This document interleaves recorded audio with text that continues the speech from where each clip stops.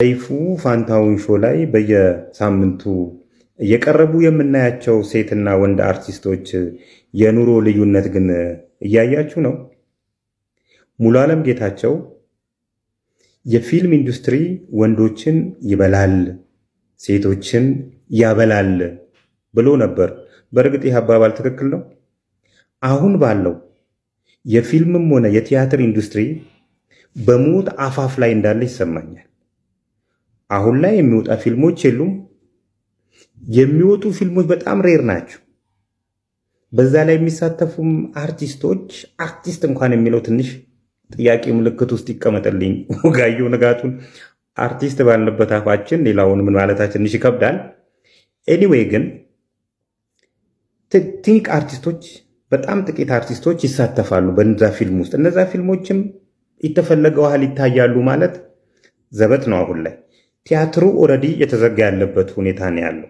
የግል ቲያትር ቤቶች ኦልሬዲ እየተዘጉ ናቸው። የመንግስት ትንሽ እየተንቀሳቀሱ ነው ያሉት።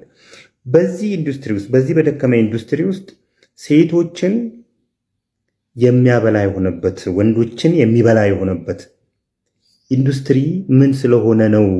በእርግጥ ለሴቶቹ አዳልቶ ስለተከፈለ ነው የሚለው አይደለም። በዚህ በቲክቶክ መንደር የሚዋቸው ውስጥ የአንዳንድ ሰዎች ፎሎወራቸው ከሆነ ሚሊዮን በላይ የሆነና እስቲ ታለንታቸው ምንድን ነው ብዬ ሳያቸው ምንም ደንሰው እንኳን በቃ ዳንስ ይችላሉ በቃ እነዚህ ልጆች ምናምን ብለህ እንዳትላቸው የሚያደርጉ ቶሎ ብለው ጀርባቸውን እንደዚህ የሚያዞሩ ሴቶች ኢኮኖሚውን ግን ይዘውታሉ። ገንዘብ አክት ሲያደርጉ ታያላችሁ። ዛንዚባር ሄደው ሲዝናኑ ታያላችሁ። ዱባይ ሄደው ሲዝናኑ ታያላችሁ። አርቲስቶቹም የ300,000 ብር አይፎን ሲይዙ ታያላችሁ። እና ምንጩ ምንድን ነው ብዬ ሁል ጊዜ ጥያቄ አለብኝ። ባዜ እነዚህ ወደ እኔ ኮንተንት ላንጣውና እነዚህ ሌባ ባለስልጣናት፣ ገንዘብ ያካበቱ ባለስልጣናት የግል ፍላጎታቸው መጠቀሚያ አድርገዋቸው ይሆኖይ የሚል ጥርጣሬ አለኝ። ጥርጣሬ በጣም እንዳጠናክረው የሚያደርገኝ ደግሞ ሴቶች አርቲስቶች አሁን ላይ ሲፋቱ ታያላችሁ። ትዳራቸው የጸና ትዳር የላቸውም እና በዚህ ሰፈርም እኔ የምጠላቸው ሰዎች ወደዚህ መንደርም ሳይገቡ አይቀርምና እስቲ እናያለን። ቀጥለን አንዳንድ ሰዎች እንደዚህ አይነት ውሻ ናቸው። ምክንያቱም ይሄ ውሻ የሚፈልገውን ነገር እስኪያገኝ ድረስ እንዴት ሆኖ ኮሳሳ መስሎ ተጠግቶ የሆነ ያደረገውን አይተናል። አንዳንድ ሰዎችም ልክ እንደዚህ ነው። የሚፈልጉትን ከእናንተ የሚፈልጉትን እስኪያገኝ ድረስ የሆነ ደፍጭት ይላሉ። ከዛ ከእናንተ ልጠቀሙ ባህዳዋችን ጦሏት እና በጣም አስተማሪ የሆነ ነገር ነው። የዓለም ባንኳ ወይዘሮ ምን አሉ? ቆይ እንዳልሳሳት ላንብበው። የኢኮኖሚ ማሻሻያው ተግባራዊ መሆን ከጀመረ ወዲህ በኢትዮጵያ ውስጥ ያለው የዋጋ ግሽበት እየቀነሰ መጥቷል። አልተሳሳትኩም ማለት?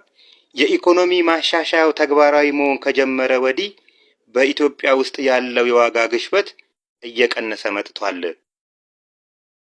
ኢኮኖሚክስ ያስተማርከኝ ሰውዬ አንተ ነህ? እኔ ነኝ የተሳሳትኩት? ወይኔ የተለወጠ ነገር ካለ ብትነግሩን። እንዴ የፓርላማ አባሉ አቶ አበራ አዳሙ ደግሞ ኢትዮጵያ ውስጥ ራበኝ የሚሉ ህፃናትና ልጄን ማበላው አጣው የሚሉ አዛውንቶች እየበረከቱ ነው ፓርላማ ላይ ነው ያሉ። ይሄ ክላሽ አረግም ወገኖቼ። ወይዘሮ ክርስቲና ጨምረው ምን ያሉ? የኢትዮጵያ ህዝብ የኢኮኖሚ ማሻሻያውን ይታገስ። እንዴት ነው ረሃብን የምንታገሰው? ወይዘሮ ክርስቲና እሱንም ጨምረው ለምን አልነገሩንም? ምንድነው የሚሉት? ወይዘሮ አቤ ሚሊክ የሚባል ኢትዮጵያዊ ጃንደረባ አለ ነበረ። 6666 ዓመት ዛፍ ተደግፎ ተኝቶ ነበር። ሲቀሰቅሱት ምን ቢል ጥሩ ነው? ከ6666 ዓመት ቆይታ በኋላ ትንሽ ብተኛ መልካም ነበረ፣ እኛም ትንሽ ብንተኛ መልካም ነበር። እንደ አቤ ሚሊክ የሆነ ተኝተን የሆነ ጊዜ በቃ ወይዘሮ ክርስቲናን ታግሰናቸው ያን ጊዜ ብንነቃ መልካም አይመስላችሁም ወገኖች? የኢኮኖሚ ማሻሻያው ተግባራዊ መሆን ከጀመረ ወዲህ በኢትዮጵያ ውስጥ ያለው የዋጋ ግሽበት እየቀነሰ መጥቷል። እሺ ተቀብለናል። ፎሎ ማድረጉን እንዳትረሱ ወገኖች። የፈረንጅን እግር ኳስ ትታችሁ የሀገራችሁን እግር ኳስ ለምን አታዩ ለምትሉ ሰዎች ሁሉ ይቅር። በዚህ ሰሞን የተፈጠሩትን 3 ነገሮች እስቲ ልንገራችሁ። እንደ ወንዝ ከሜዳችን ላይ ውሃ ተቀዳ፣ እንደ ቆሸሸ ቤት በሞልወያ ተወለወለ ሜዳው። ይቺን ማሽን መግዛት አቅቶት ፌዴሬሽኑ በዚሁ ሰሞን መብራት ጠፋ ሲጫወቱ። ከዛ በቃ ጠዋት 6 ደቂቃ የቀረው ጨዋታ ጠዋት መተን እንጨርስ ተባለ። አሁን ደግሞ እዚህ ጋር እንደምታዩት ዳኛውን እንደዚህ እንደ ጨርቅ ኳስ ያንገላቱታል። ተጫዋቾቹ ምን አድርጎ ነው? ይሄ የዚህ ቡድን ተጫዋች ቢጫ ሊሰጠው ሲል ልቀየር ነው ብሎ ይወጣል። ቢጫውን እንትን ሳይል ማለት ነው። በቃ ተቀየር ያለው ቢጫውን ላይ አይሰራም ቢል ቀይ ሰጠው ዳኛው። ከዛ ይሄ ሁላ ግርግር። የኛ ሀገር እግር ኳስ እዚህ ላይ ነው። ይሄ ነው እንግዲህ ይሄንን ነው የምናየው። ይሄንን ነው እግር ኳስ ከጣሊያን ከስፔን እግር ኳስ እንትን ብለን እዩ የምትሉ ብዙ ነገር ማለት ይቻላል። ዝም ብላችሁ ያቸው እስቲ እነዚህን ጎሎች እስኪ ያቸው። ሰፈር ውስጥ እኮ እንደዚህ አይነት የሰፈር ጨዋታ ላይ እኮ ያስቃል ይሄ ጎል። የሀገሪቷ ፕሪሚየር ሊግ ውስጥ ነው እንደዚህ አይነት ጎል የሚገባው። እና የሀገራችንን እግር ኳስ የሀገራችንን ቡድኖች ማየት የሚጠላ ሰው አለ ብዬ አላስብም። ግን በቃ አይን ማሾፊያ አይደለም። ይሄ በምስሉ ላይ የምታዩት ኮንቨር ቤልት ይባላል።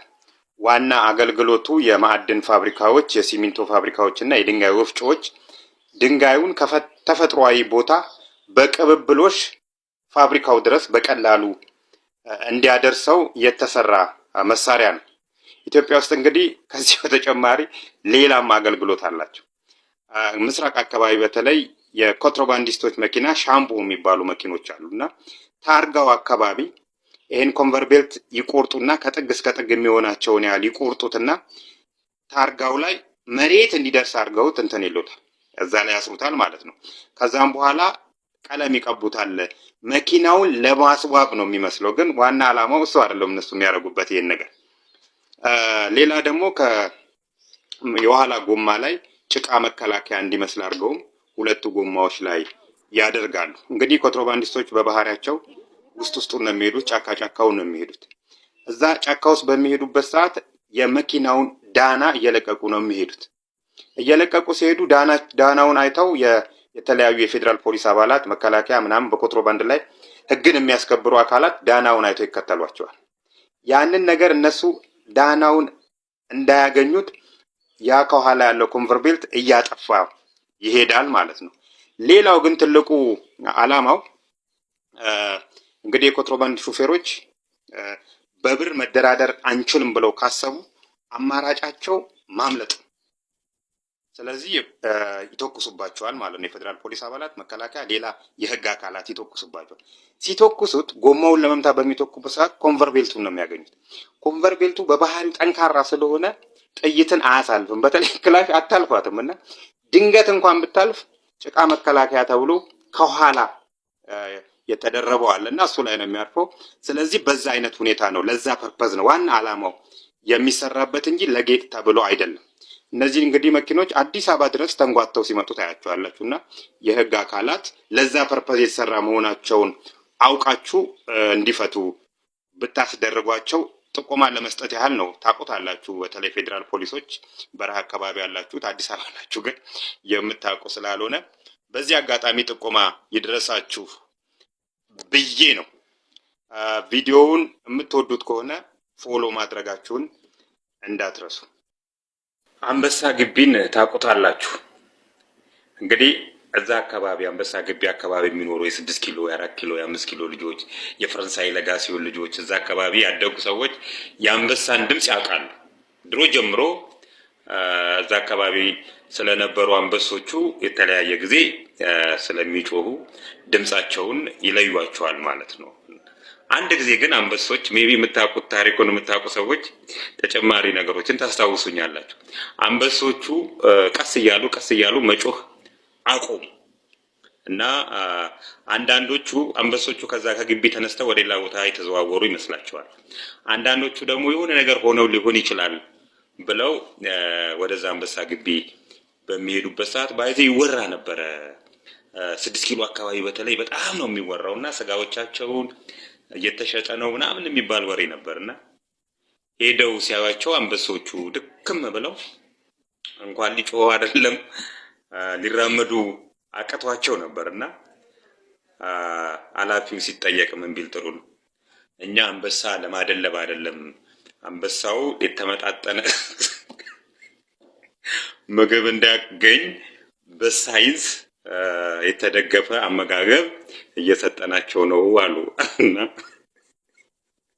ሌብነታችን ይኸውላችሁ እንደዚህ ከእንስሳ ላይ ነጥቆ እንትን እስከ ማለት ነው። እና ያን ጊዜ ስጋው ቄራ እንትን ሳይገባ አንበሳ ግቢ ሳይገባ ከቄራ እንደመጣ እዛው ስጋ ያሉ ስጋ ቤቶች ላይ ይቸበቸብ ነበረ። ማንም ያውቀዋል ይሄንንና በዚህ አጋጣሚ ግን ቀነኒሳ የሚባል አንበሳ ነበር።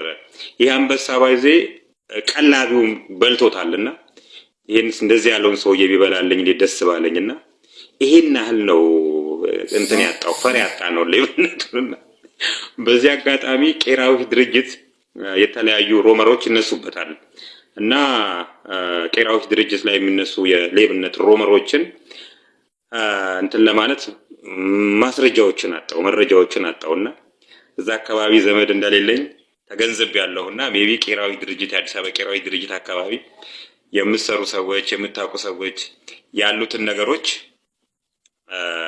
ብታቀብሉን ሜቢ የከፋ ነገራም ሊኖር ስለሚችል ማለት ነውና በእርግጥ በውስጥ መስመር ብዙ ሰዎች ሌብነት እንዳለ ይነግሩኛል። ግን ማስረጃዎቹን ላኩልኝ ስላቸው ሊልኩልኝ አልቻሉምና ከቻላችሁ